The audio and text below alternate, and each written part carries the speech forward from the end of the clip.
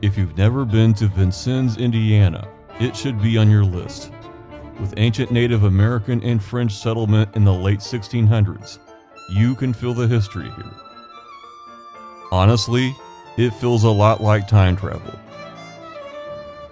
There are museums that tell the story of Vincennes and its people.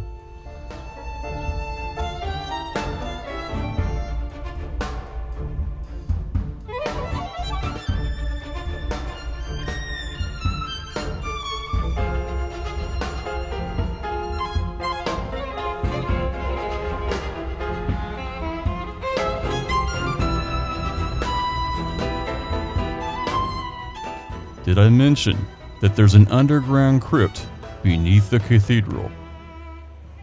There are many monuments to admire in this historic city.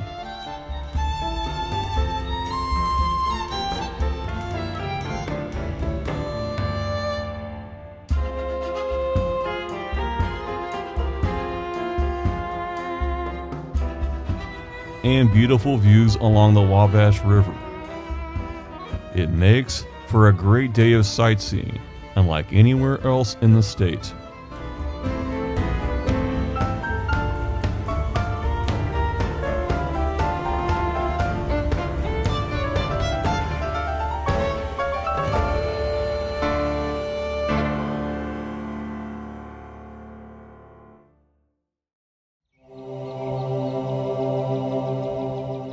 The area now known as Vincennes was occupied by ancient people for thousands of years.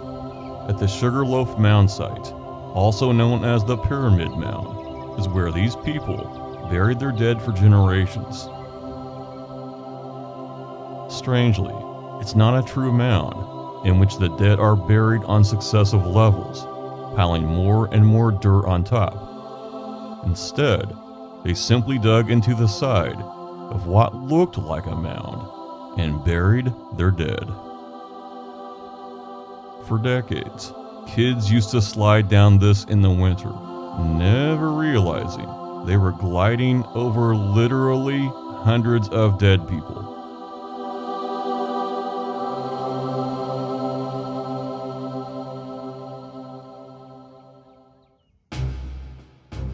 Along the Wabash River waterfront, just north of the Lincoln Bridge, is a statue of Francois Marie Vaso, Sieur de Vincennes, the namesake of Vincennes, Indiana. Born in Montreal, Canada, he was both a soldier and explorer that helped develop French and Indian relations at 3 Indiana forts, those being Lafayette, Fort Wayne, and eventually here in 1732. For most of his 35 years, he lived peacefully among the Miami Indians. But in 1736, after being taken prisoner in battle, he was burned to death by Chickasaw Indians at Fulton, Mississippi. Vincennes was actually part of New France. This was a settlement for both French fur trappers and Native Americans. By 1702, it was a French fur trading post.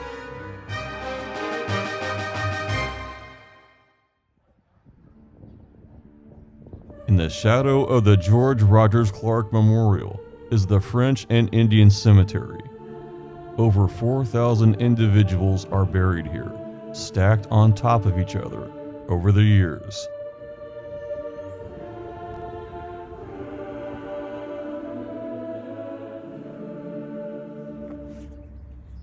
You can find Revolutionary War soldiers here.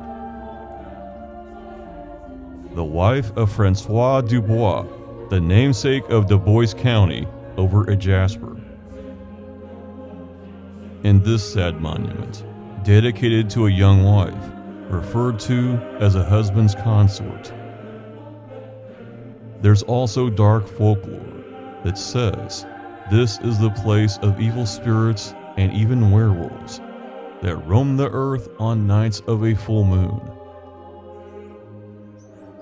For a fact, the grounds absolutely look epic. This is all part of the St. Francis Xavier Cathedral complex.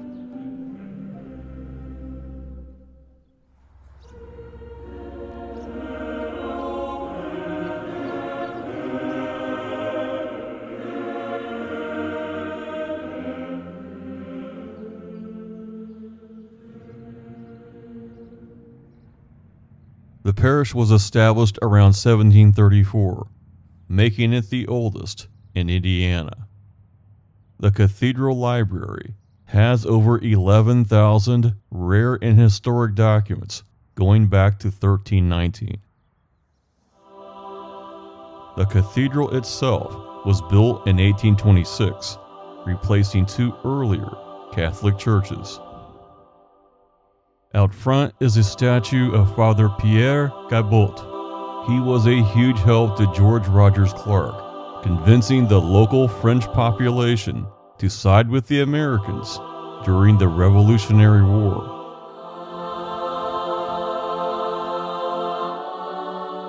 High above the door are statues of Saint Joan of Arc, Saint Francis Xavier, and Saint Patrick.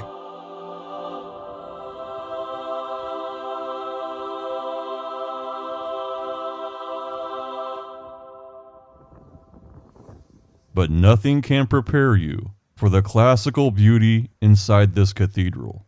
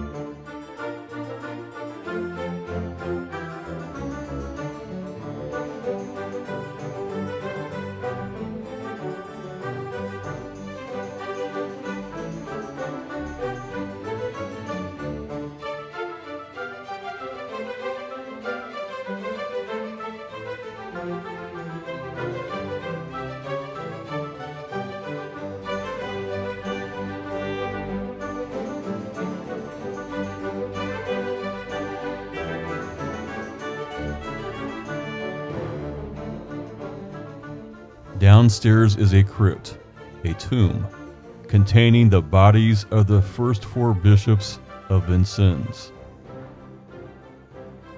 And going down there definitely reminds you of something out of an Indiana Jones movie.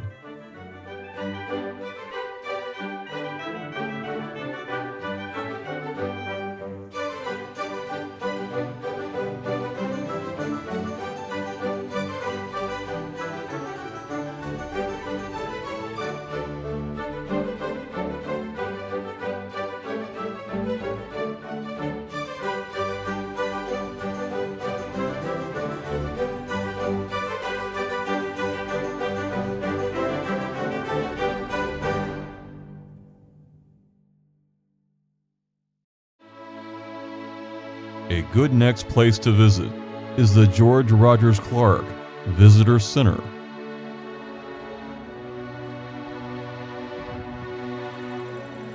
The site is operated by the National Park Service.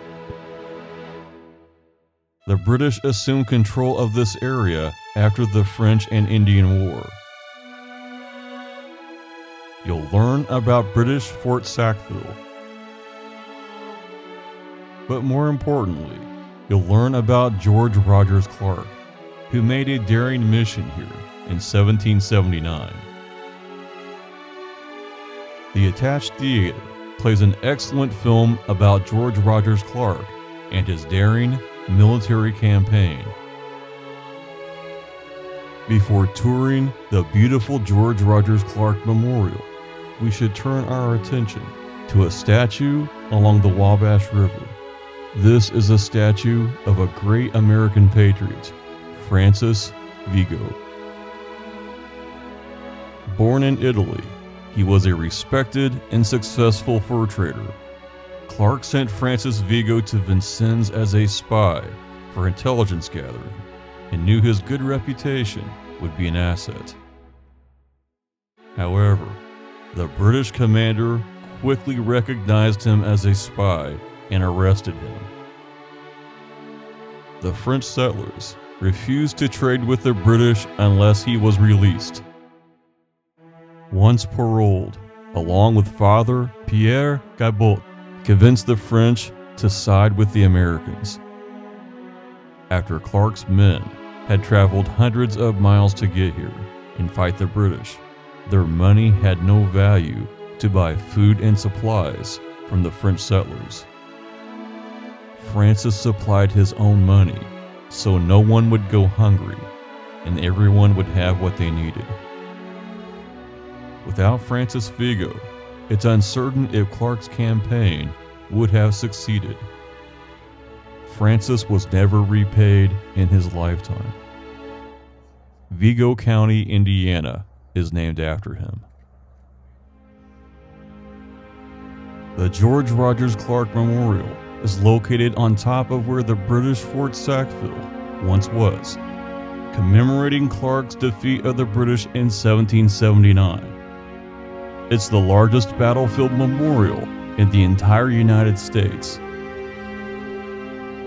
Built between 1931 and 1933, it's considered the finest federal monument west of Washington, D.C. It is truly in the same league as the Washington, Jefferson, and Lincoln memorials.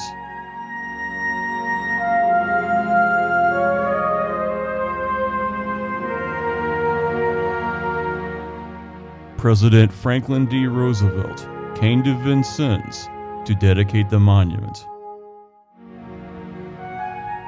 Built in the 1930s, there are no handicap accessible ramps. Instead, there are 30 steps straight up. But if you can make it inside, it's a captivating space, one that bestows honor on a man that made a difference. You're greeted by an imposing 7.5-foot statue of George Rogers Clark. It's said that he was well over 6 feet tall. Therefore, the statue is only around a foot taller than he really was. Incredibly, Clark was only 25 years old when he conquered Fort Sackville with the men he trained. He was a true patriot, taking on personal debt to finance the military campaign. He was never fully repaid in his lifetime, and creditors chased him wherever he lived.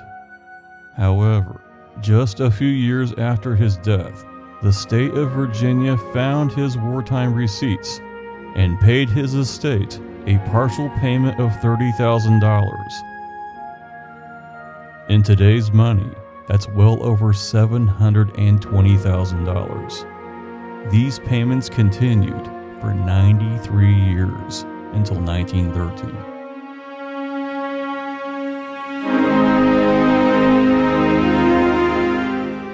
Seven paintings by Ezra Winter line the rotunda. Each are a massive 28 feet tall and 16 feet wide. If you ask, they'll give you a headset with a pre-recorded history of George Rogers Clark and the memorial.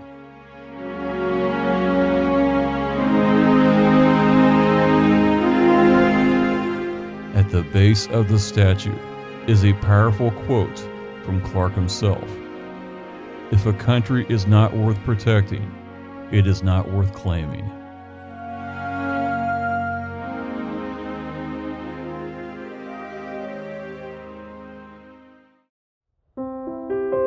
The park is bordered by the Lincoln Memorial Bridge. It commemorates where, in 1830, Abraham Lincoln and his family crossed the Wabash River for a new life in Illinois.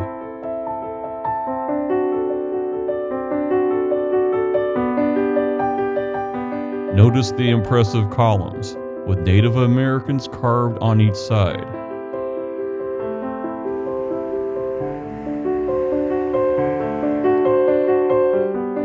If you drive across to Illinois, there's a Lincoln Memorial. It's an incredibly lonely place that captures what Abe Lincoln must have felt.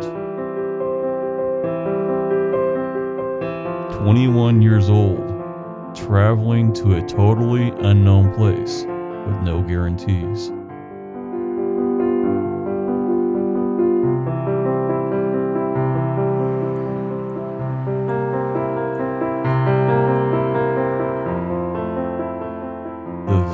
of the George Rogers Clark Memorial is amazing from Illinois. If you take North 1st Street, about 6 blocks north, you'll find the old French house. Built in 1809 by French settler Michael Bouillet, it's the last remaining French Creole-style home from the 1800s. Michael was both a scout and a messenger during the War of 1812. He commuted between here and Fort Harrison at modern-day Terre Haute.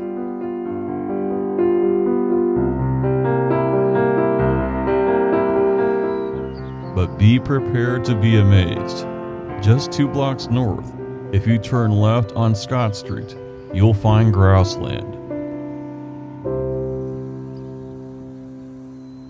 This is the mansion of Indiana Territory Governor William Henry Harrison. Harrison thought that if he was the territorial governor, that he should have a grand home to represent that grand position. It would be the most lavish home he'd ever occupy.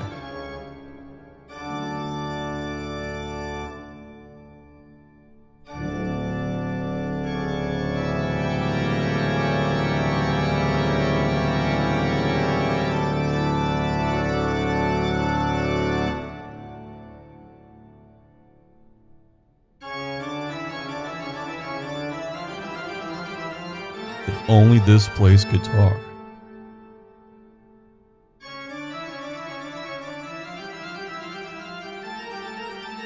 It was here that Harrison met with Tecumseh, and they almost killed each other.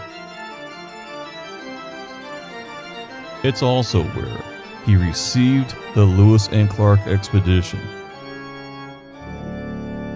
The mansion is maintained by the Daughters of the American Revolution.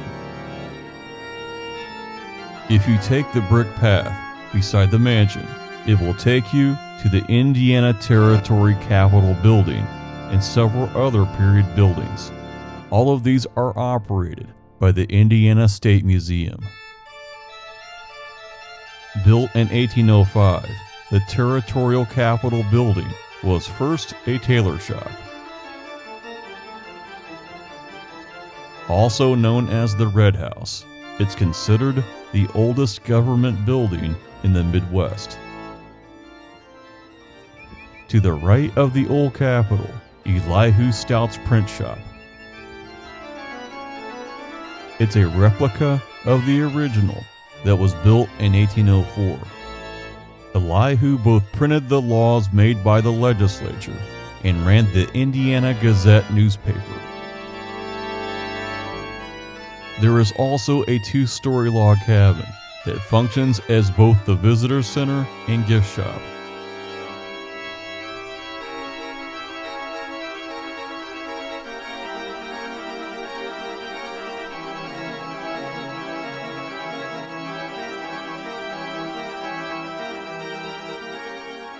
The last building is a replica of the Jefferson Academy that was built in 1801. It was the first college in Indiana and the predecessor to Vincennes University. In the entire United States, only 3 colleges were started by presidents, and this is one of them. It was started by William Henry Harrison. This is a natural segue to talk about Vincennes University, just north of the territorial capital. For over 200 years, Vincennes University was the only 2-year college in Indiana. Student housing is created to look like French architecture.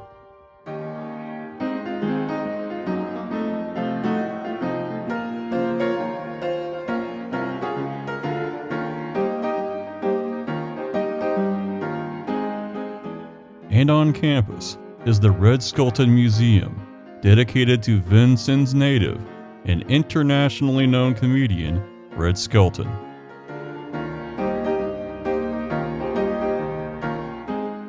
His career started in vaudeville, but lasted through the TV era, in which he had his own weekly show, watched by millions.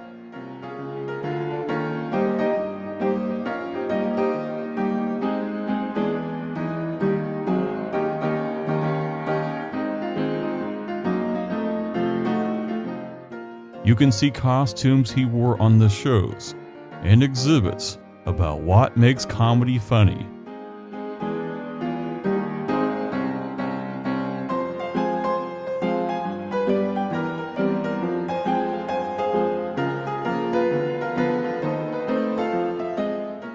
He was obsessed with drawing clowns, and at the height of his TV career, he made over $2 million a year just from clown prints sold across America.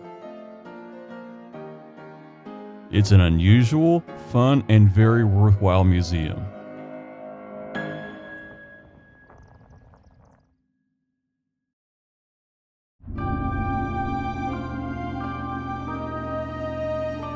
Northwest from town is Fort Knox II,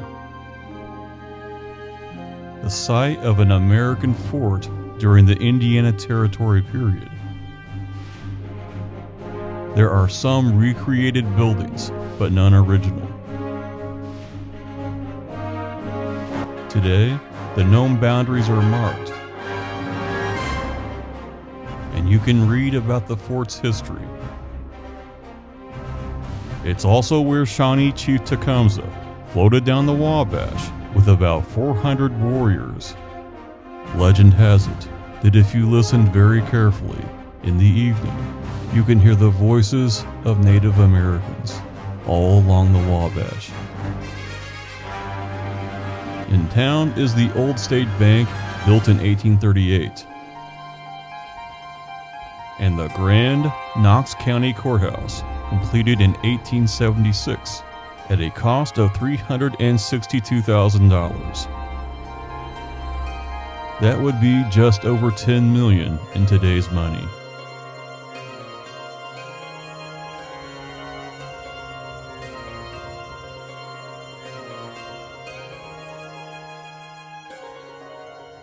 Don't miss the War Memorial on the north side of the courthouse.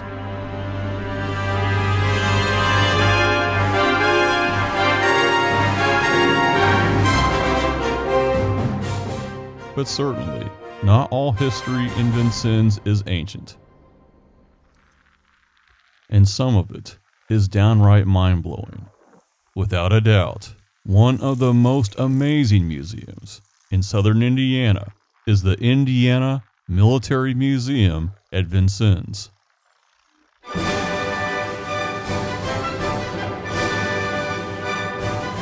It's one man's lifelong obsession with military memorabilia and is a collection that is second to none. It's actually 3 incredible museums. Outside is an amazing collection of vintage airplanes.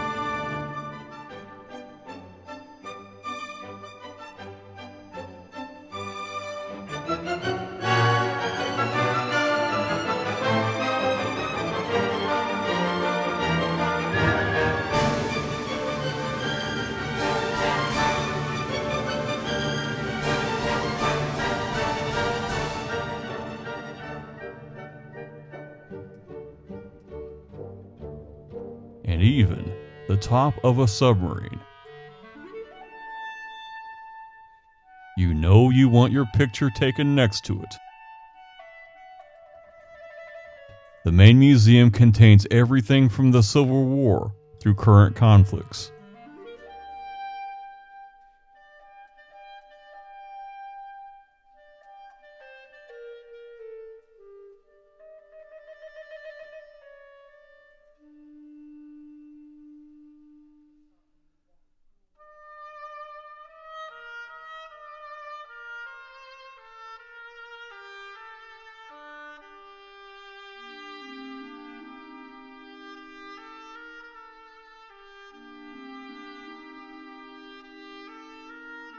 Check out this gas mask on a mule.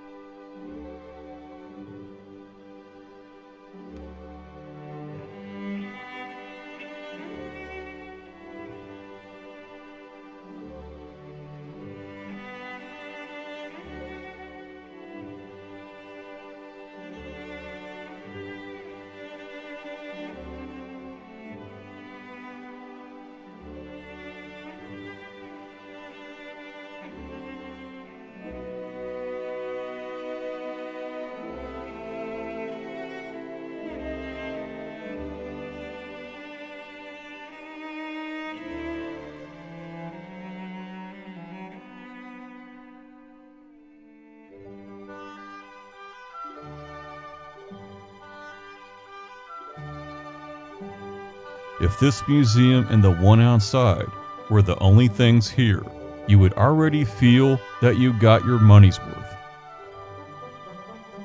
But wait until you visit the museum annex.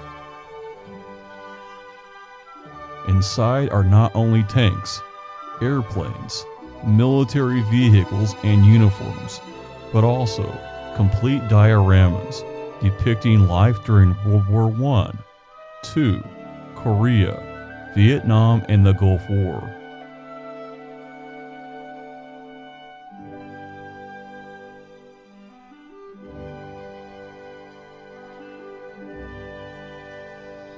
This is a complete World War I diorama that takes you through the trenches.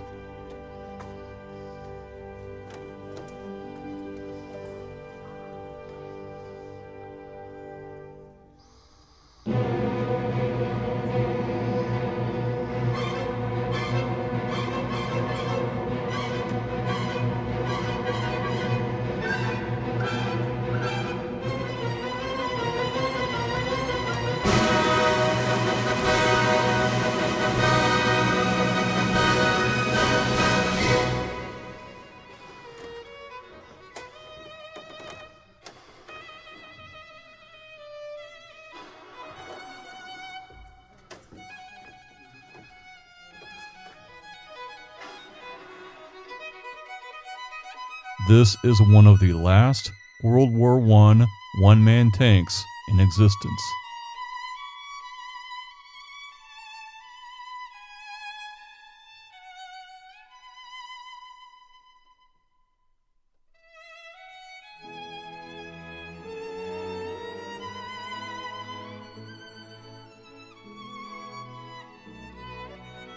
The World War II dioramas take you from the war back home to the places and conditions soldiers endured so far from where they came from.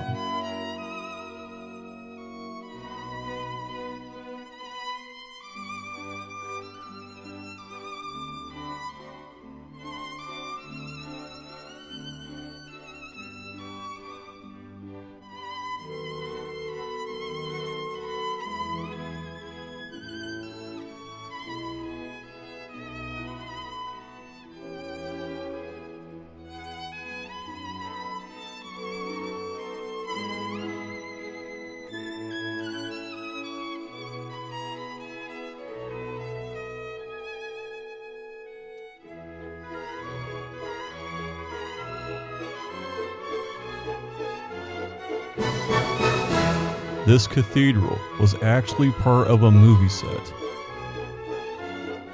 It's a lot to take in, but you can take it at your own pace. And there are chairs if you need to take a break.